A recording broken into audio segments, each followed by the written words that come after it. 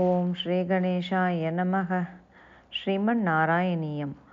ఓం శ్రీ కృష్ణాయ పరబ్రహ్మణే నమః. దశకం 56, శ్లోక 4.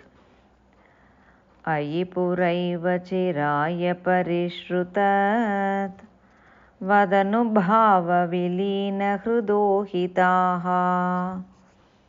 మునిభిరప్యనవాప్యపతైః స్తవైర్నునువురీశ భవంతమయంత్రితం.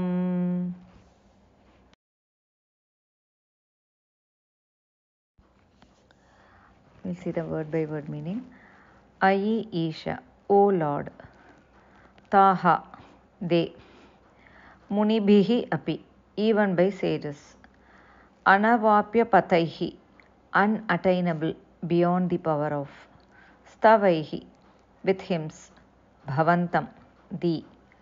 Ayantritam, without any restraint. Nunuvuhu, praised. Taha, they. Purayeva, even long ago. Chiraya, for a long time. Parishrutat vadanubhava vilina hridaha hi. Paritaha shrutena, being heard about thoroughly. Tvadanubhavena, by thy glory.